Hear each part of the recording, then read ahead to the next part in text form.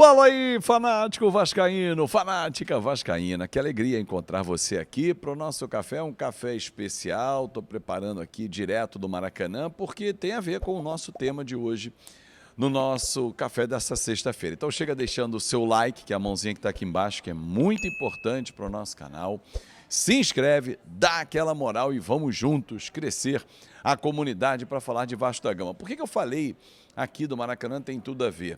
No meio do ano vai rolar o Mundial de Clubes, lá nos Estados Unidos, né? Um evento teste para a Copa do Mundo. E a Bundesliga, aproveitando a parada, né, no calendário, está organizando junto com o Vasco e o governo do estado um amistoso aqui no Maracanã, bem ali no início de junho. O Vasco vai fazer uma pré-temporada, digamos, ou uma intertemporada, porque é um período de treinamentos dentro da temporada. Então, há um amistoso previsto com um clube da Bundesliga. Pode ser o Eintracht Frankfurt, pode ser o Bayer Leverkusen, sim, contra o Vasco da Gama aqui no Maracanã. Então, está sendo costurado esse acordo, uma data está sendo ajustada com o consórcio Maracanã, com o governo do estado, para que esse evento aconteça aqui no Rio de Janeiro. Lembrando que os outros 3 clubes não estarão na cidade, estarão lá no Mundial de Clubes e o Vasco receberia o representante da Bundesliga. Amanhã tem jogo em São Januário, Adson deve ser relacionado, ele ficou de fora por conta de um incômodo, mas deve voltar e ficar à disposição do Carille, que tem uma sequência, porque é um jogador que é importante para o técnico Fábio Carille. Coutinho melhorou daquela bolada que ele levou durante o jogo, já treinou normalmente, vai para o jogo também. Payet fica como opção também, enfim. Então o técnico Fábio Carille vai ter praticamente todos os jogadores à sua disposição. E que ele tenha a inteligência, a calma suficiente para comandar o time e não entrar na pilha do torcedor, porque a relação com o torcedor inexiste nesse momento. Então o torcedor hoje, ele faz o seu protesto, ele reclama, e o Fábio Carille tem que se concentrar no time, em achar as soluções, em encontrar os caminhos para vencer o Sport. Adversário difícil, que estreou empatando com São Paulo no Morumbi em 0-0, perdeu, a gente sabe, com aquele lance polêmico demais, um pênalti inexistente para o Palmeiras em casa por 2-1. Então, não é um adversário que vem ao Rio de Janeiro para passear 3 pontos certos. Não, tem que fazer valer. 9 horas da noite vai rolar a bola lá no estádio de São Januário. Detalhe, eu não vou narrar esse jogo, excepcionalmente essa partida eu não vou narrar, porque eu estarei em São Paulo. Vou participar de um curso hoje, amanhã e domingo. Volto na segunda-feira, mas continuo produzindo conteúdo aqui para o nosso canal, mas a narração não terá como, tecnicamente, eu fazer direto de São Paulo. Fechado? Fica triste não, mas terça-feira já tem Vasco e Ceará e eu estou de volta. Bom, vamos para o tema principal do vídeo. Você viu aí na thumb quem fica? Payet, Léo Jardim, Ryan, jogadores que negociam ou não os seus contratos. Vamos começar pelo Payet. O contrato dele termina no início de maio, ou seja, daqui a alguns dias. Ele já está cumprindo aviso prévio, menos de 30 dias para encerrar o vínculo com o Vasco.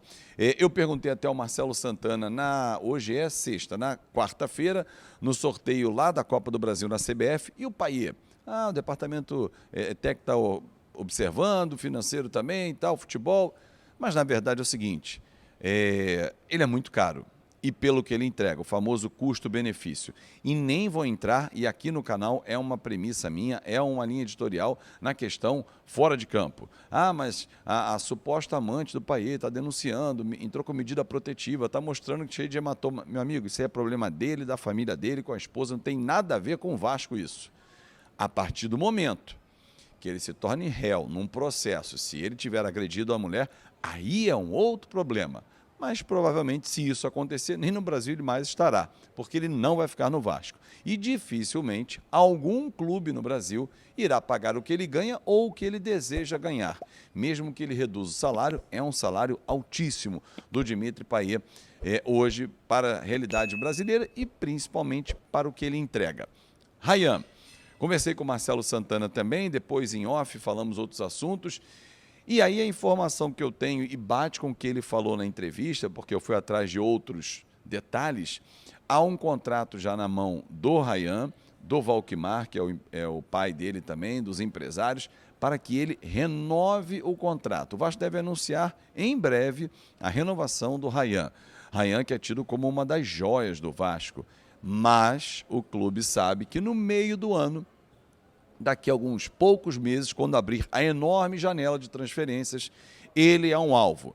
Campeão com a seleção de base, é um jogador visto com muito potencial, que sempre vem vestindo a camisa da seleção brasileira na base, e isso conta, porque quem está fora do país olha esses números, mesmo que o Vasco não performe em Série A ou não jogue constantemente as competições internacionais, como está jogando agora a Sul-Americana, mas o Ryan vem jogando categoria de base. Isso eleva o potencial financeiro para vender o atleta. Então o Vasco espera negociar o Ryan, realmente, mas por uma cifra boa.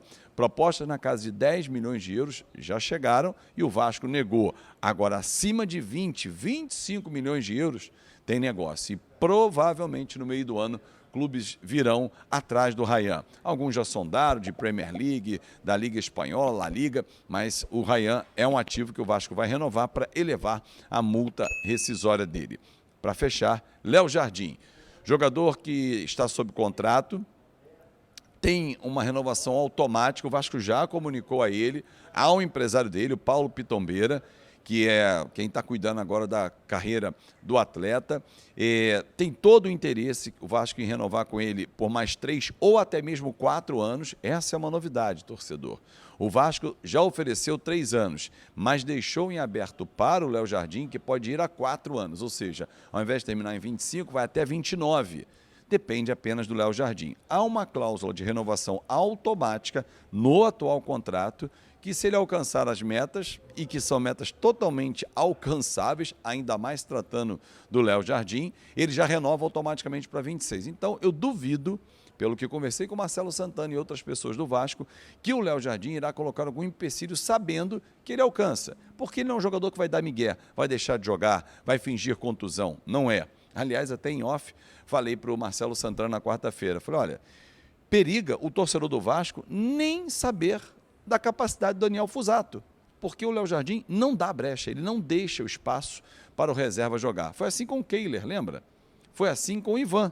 Quando ele chegou a assumir, o Ivan nunca mais entrou. E o Kehler nem jogou no Vasco. Então, o Léo Jardim tem um contrato, uma proposta de renovação para 3 anos, 26, 27, 28, ou, se ele quiser, 4 anos. O interesse do Vasco é ter o goleiro por muito tempo, pela identificação, pelo profissionalismo dele, pela entrega, pelos resultados.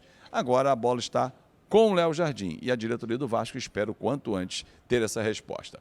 É isso, galera. Cheguei aqui com você até o final, então deixou o like, comentou, se inscreveu no canal, deu aquela moral, estamos juntos. E olha, hoje não tem na conta KTO, foi ontem, né? Como eu estou viajando para São Paulo, hoje não vai rolar, mas segunda-feira volto na conta KTO. E eu volto na programação. Amanhã tem vídeo, domingo tem vídeo. Vamos falar sobre o jogo, vamos falar sobre o pós-jogo também. Sempre com você. Um grande abraço, um ótimo fim de semana e até a próxima.